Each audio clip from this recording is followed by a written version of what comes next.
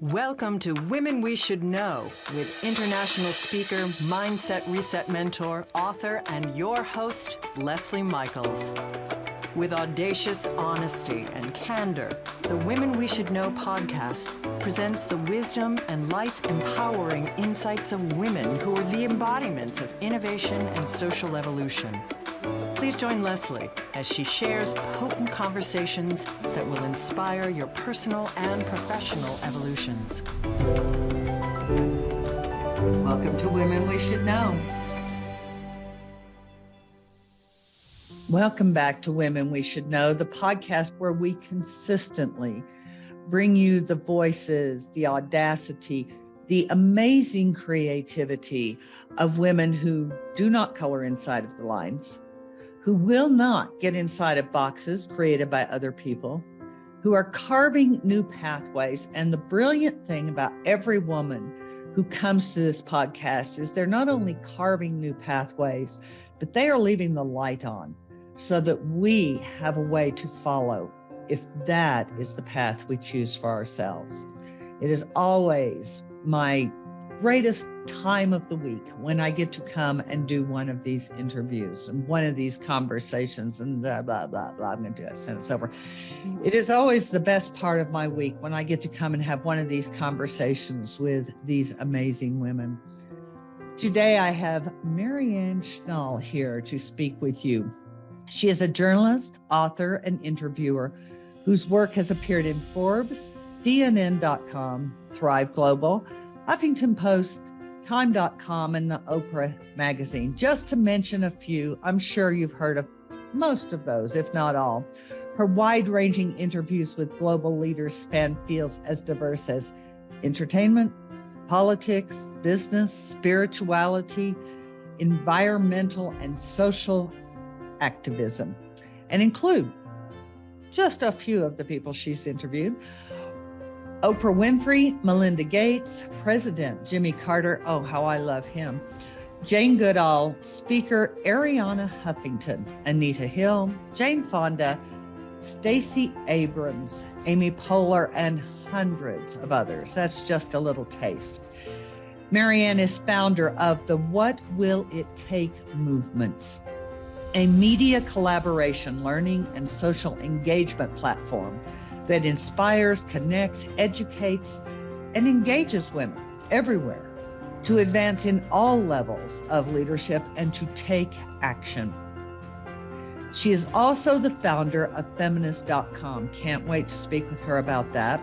This is a leading women's website and nonprofit organization that fosters awareness, education, and activism for people all across the world. Marianne is the author of What Will It Take to Make a Woman President? That is the question of the moment, isn't it?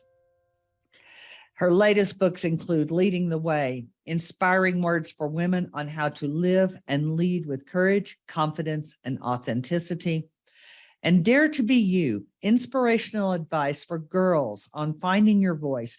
Now check this out. If you have kids, if you have nieces, we need to get more of these types of books into the hands of our young females. Also, Leading Fearlessly and Making a Difference. Marianne is out there making a difference in so many ways, and it is just a delight to have her with us to share with you, to inspire you, to impassion you.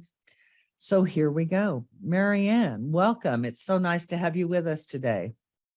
Thank you so much. Yeah, thank you for obviously that introduction, and thank you for all that you're doing. Absolutely. Thank you. I have this little tradition.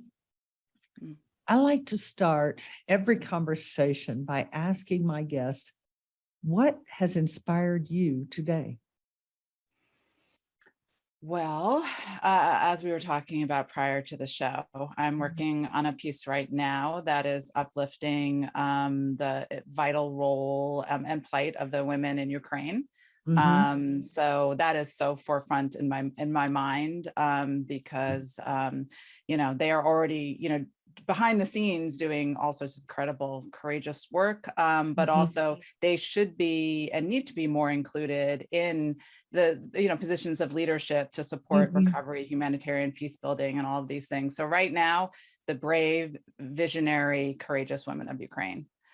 Mm.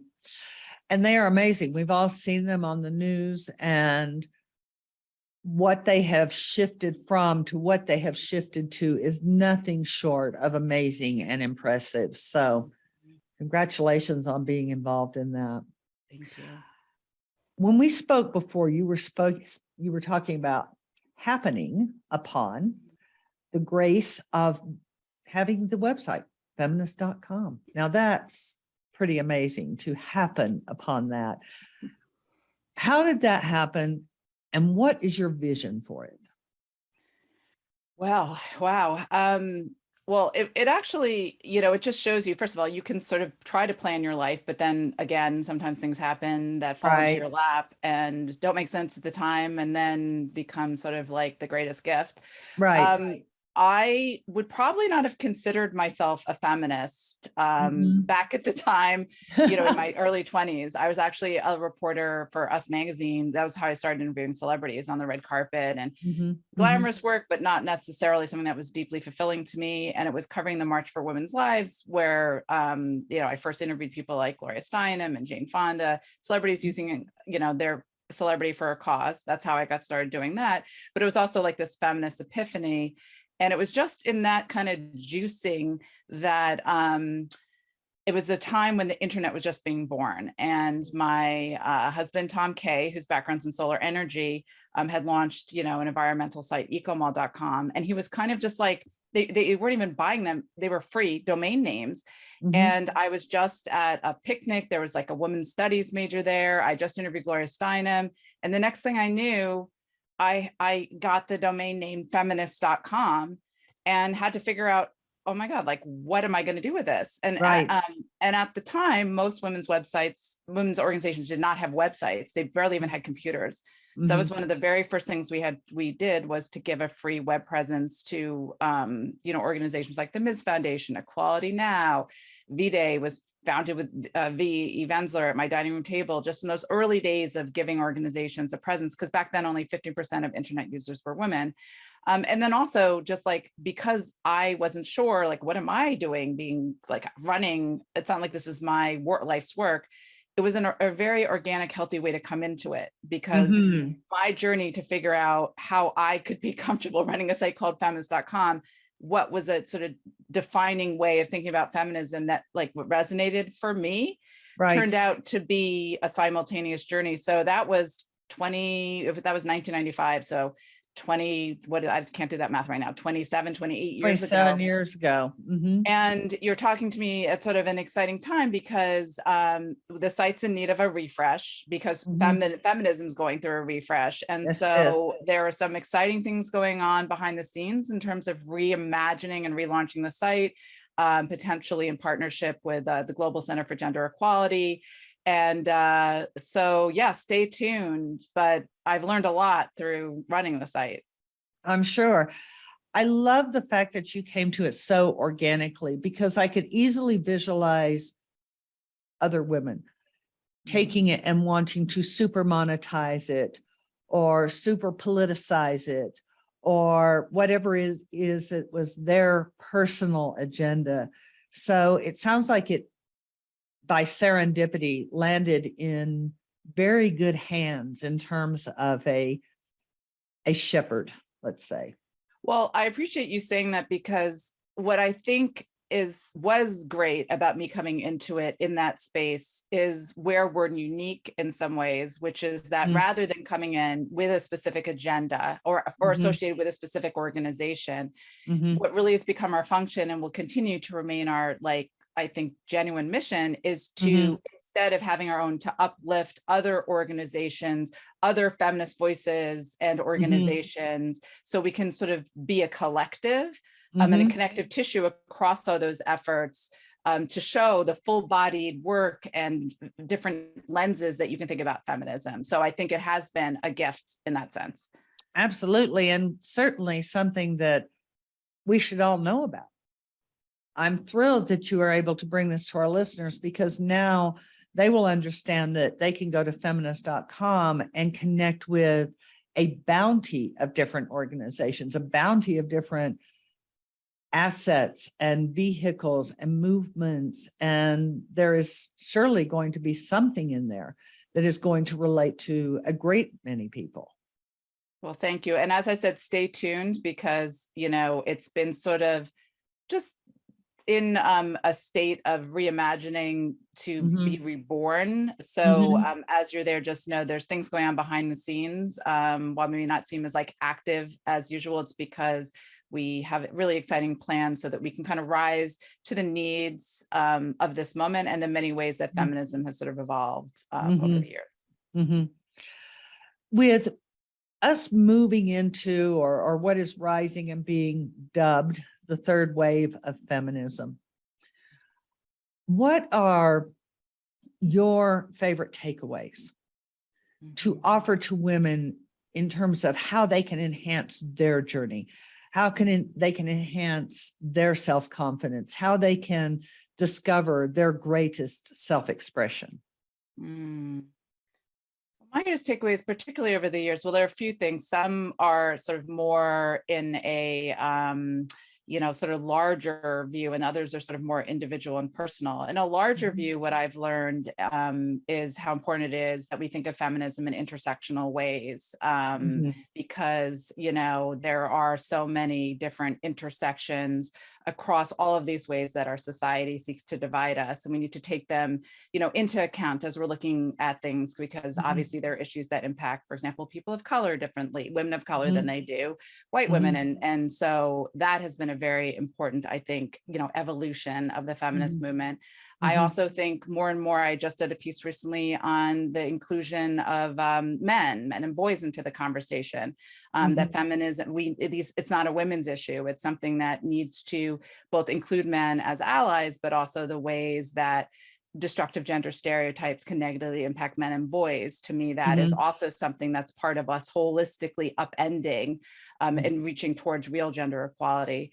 But on a more personal level, I think what I feel about feminism is that it really is, first of all, there's no right necessarily feminist choice. Sometimes people are like, can you be a feminist and be a stay-at-home mom? So to me, feminism is truly just about a woman being empowered enough to know herself well enough to make the choices that are most authentic to her, and to sort of just, follow her own path, use her own voice. And there's no judgment on what that is necessarily. It's just about having that power and that self-knowledge. Right. The thing I appreciate about your approach, both today and when we spoke previously, is that it seems to be what I consider a true feminist approach.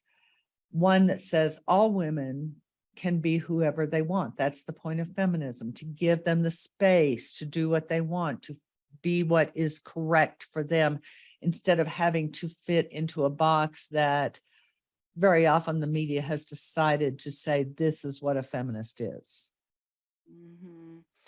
Yeah, I mean, I think to me, there's my very first book was called Daring to Be Ourselves, which, it sounds so obvious, just to the thought of being ourselves, but there's so many outside inputs from the media and from society that oftentimes, like literally, we may not even know. I interviewed, Carol Gilligan, who's a friend, who's a psychologist, who wrote In a Different Voice, about how literally it's as early as like 11 years old, sometimes girls take in all these outside voices, and all of a sudden they're trying to be popular, they're trying to fit in, they're trying to please, they're trying to not be too much, or just make trouble.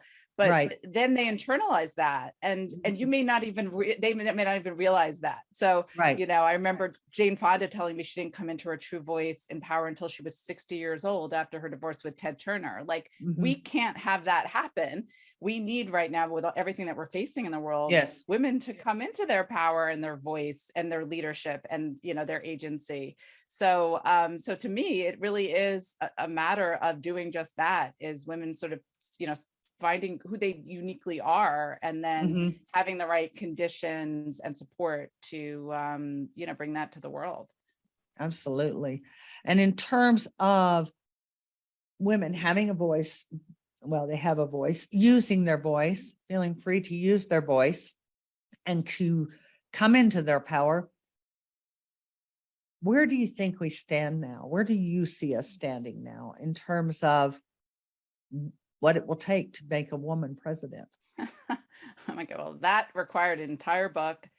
I thought it was going to be a dated book back in 2016, but apparently we've got ways to Evidently go. not. But everything is progress. So I'm going to answer in two ways. I'm going to Sure. say, one, we continue to make slow, sometimes glacial progress, in terms of having more women in leadership, having, just more women in leadership across the board in all sectors and industries, because those are very common challenges and opportunities there.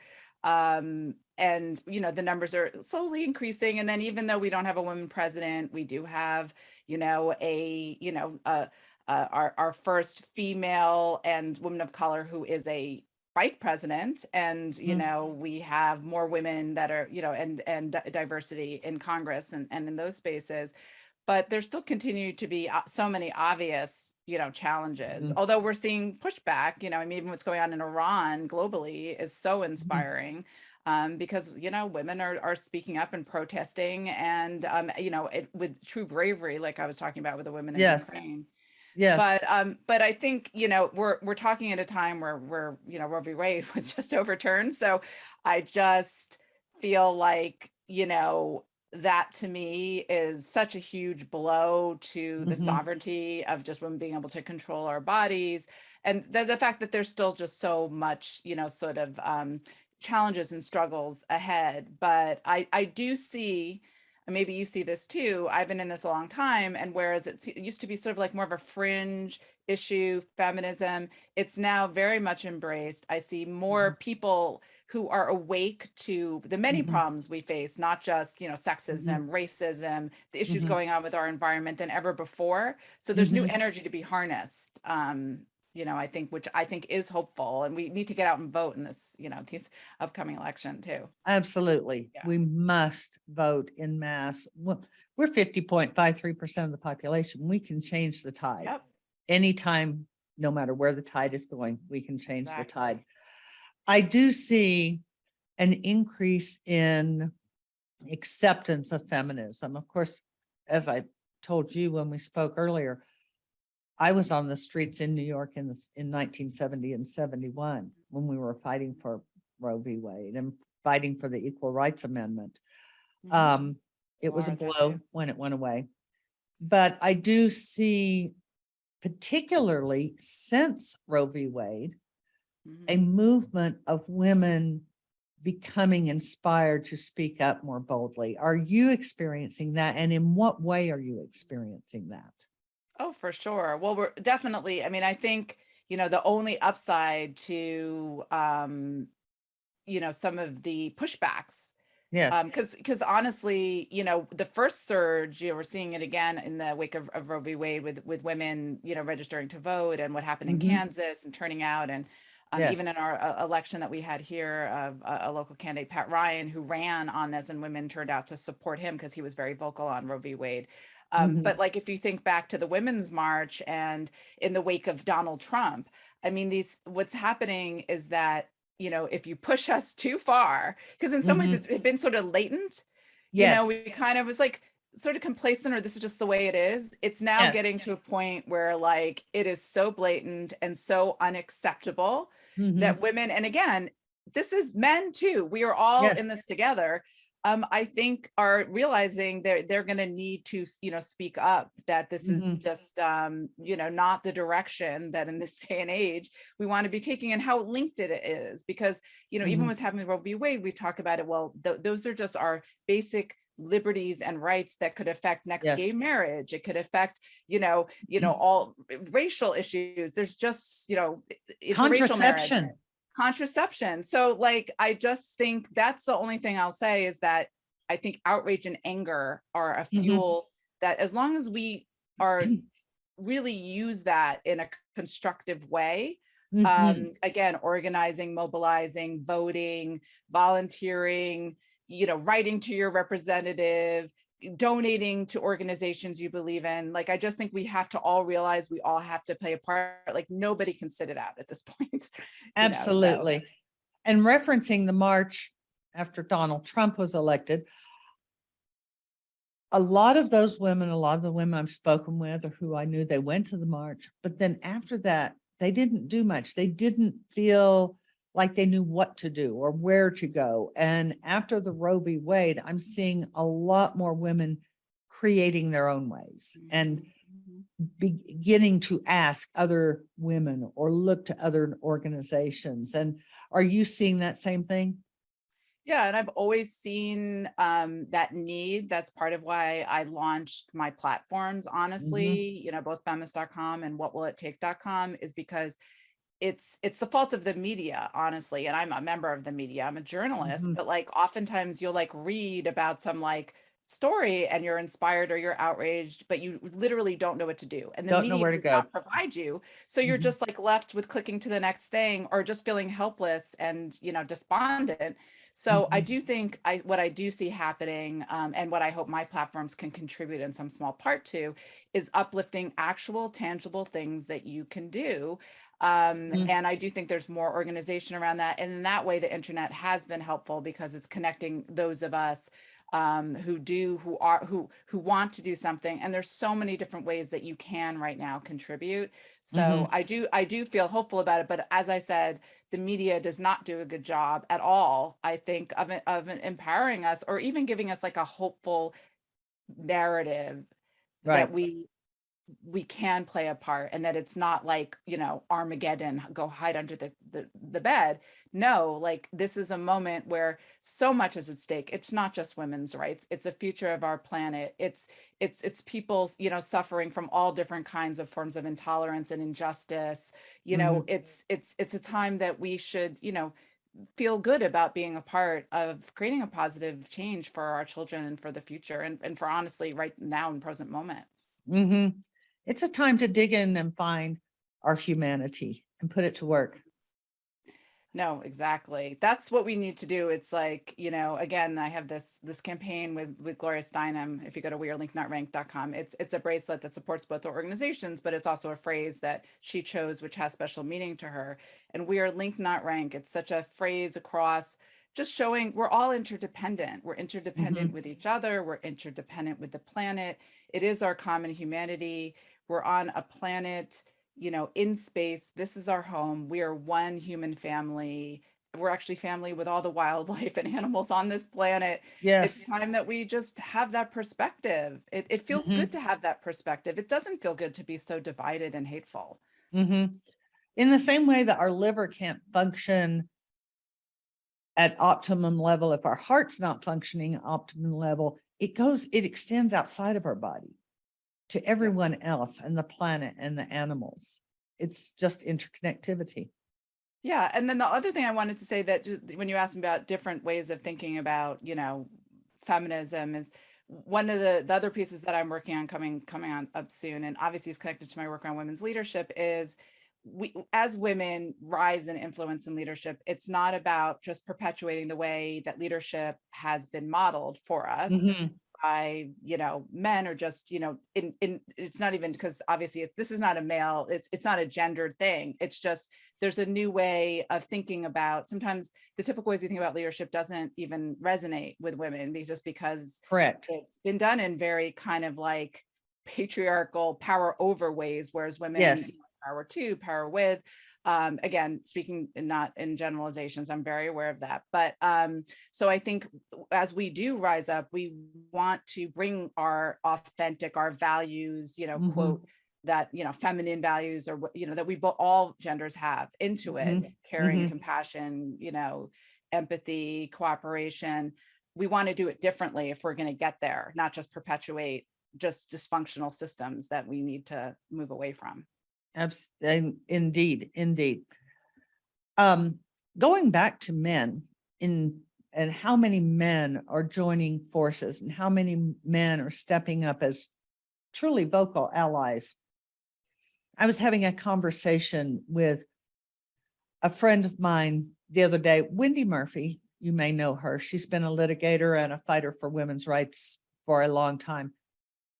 And we were discussing the fact that Mark Cuban just came out and said that the women need to form their own party.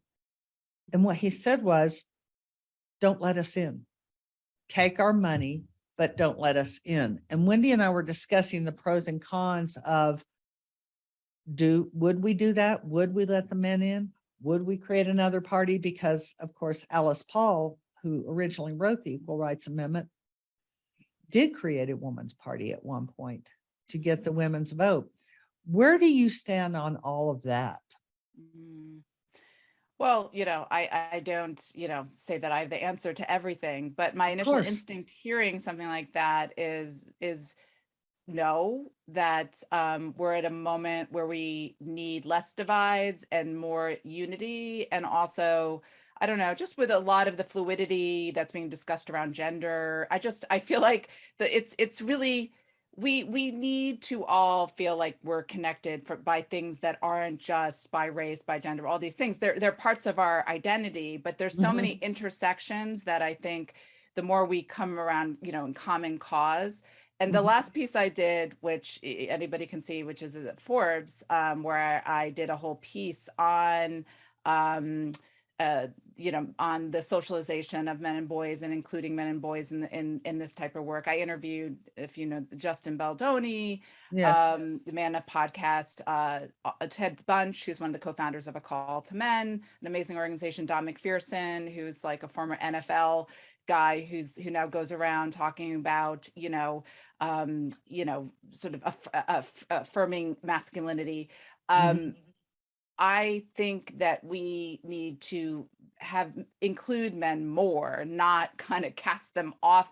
And I think that's a sort of the more we talk together and the more that we realize how many of this, like, men are bound in negative ways too. It's like you can't talk about, for example, women as being survivors of sexual assault, violence against women, without talking about why men are perpetuating these types of behaviors. Precisely. So, yeah, we need more togetherness, not more divided conversations or efforts, in my opinion. We agree. Wendy and I agree, but it did come up because he had just said this and it was in all the press. And I thought, well, it's an interesting idea, but I'm not sure it's workable. Listen, interesting ideas, anything that prompts good dialogue. I appreciate where he's coming from. I think at this moment, I'm less about like, I appreciate where he's coming from and what he's saying. And again, I think, anything that prompts dialogue is good, and anything that tries to center women is also great too. So, he does a lot of good. So I'm not going to criticize. Right. I don't see it happening, but I really appreciate the fact that he put it out there. He, with his particular platform, put it out there as an option, because there have to be those who are sitting up and listening and saying, oh, we don't want that to happen. Well, we're so much bigger together right now that another party could splinter us off in ways that actually could wind up backfiring, blowing everything up. So I think we need to form bigger coalitions, intersectional coalitions. Yes. Then we're huge, so that's the type of building I would think that, we should do instead. Because right now, both parties that we have are so splintered that it's like having half a dozen parties, actually, except for the candidates do file into the voting ballot in a certain way. So going forward, what is your greatest vision for 2023 for women in 2023, this very near future, post midterms? Post midterms. God, well, hoping for a good outcome for the midterms. So it remains to be seen. But I just think continue building on the momentum that we have, the awakeness. I think one of the things that can be most harmful is like kind of complacency. We've seen it in the wake of Roe v. Wade. Like there was such outrage and mobilization and everything when that first happened. And then we're all tired, there's so many, we're juggling also our own personal stuff and stresses. We're coming out of a pandemic. We're maybe still in pandemic. You read these stories. So I think it's that we keep our energy up, and Yes. that we realize the stakes are really high. And rather than be scared by that, the thing that I've learned through interviewing, and you mentioned all the people that I've interviewed, and some of them are very rich, famous celebrities, is actually sometimes people think about activism as being like this draining, strident thing to do. But I'm sure you doing this work also agree, like it's what gives us meaning and connection and community, and it makes us, it's to me, it's more stressful not to do things, to try to change. I And so agree.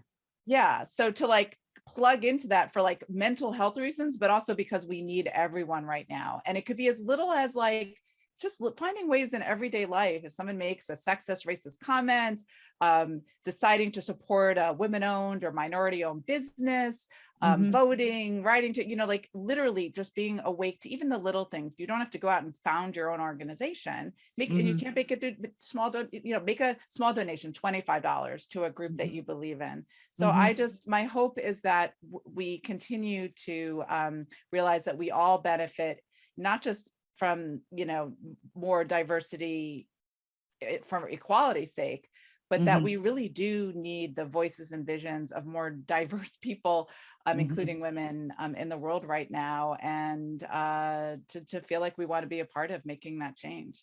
One of the things I hear women say so often is, but I don't have any answers. And I think it would be really helpful if more women realize none of us do. None of us have the answers. But if we stay in the collective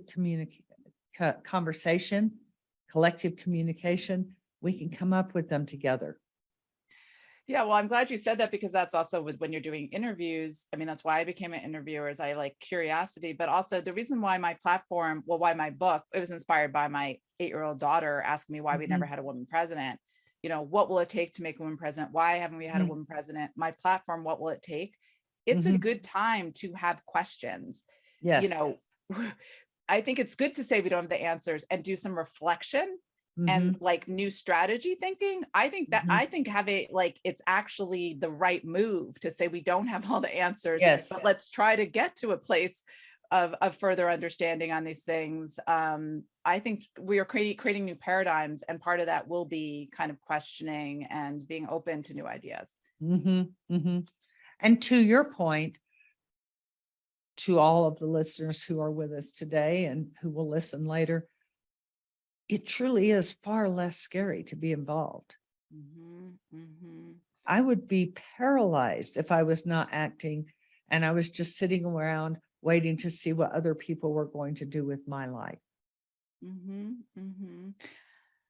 No, exactly. And, the stakes are high right now, and I just feel like, humanity is either going to evolve in our consciousness or we see what's happening. I mean, I just think, it is both a very, a scary time, but an exciting time and a fertile time. And, I think it's amazing what we can all do, together, if we really do remain connected and work across all of these silos that really shouldn't be there.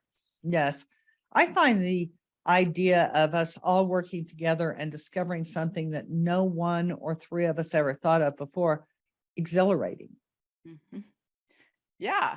No, I always talk about, like, if V, formerly Vensler, I was there when she brought the idea of founding V-Day, using her play The Vagina Monologues to raise to stop violence against women, which has now gone on to raise over $150 million for programs across the globe. But when it was just an idea, and it sounded almost like it almost didn't even sound realistic. Like, I'm going to use my play. I want to stop violence against women. And I always use that as an example, having been there with one. And this was also to sort of to reclaim her own story, because she had been a survivor of, sexual assault herself, and turning pain to power. But that's just a small, example of what can be possible when you really have that type of passion, and when you reach out and you bring together a collective across, like minds. Some of the work that she even does, like with City of Joy in the Congo, for these, incredible women who've been, where rape has been used as a weapon of war. She's created this healing community, but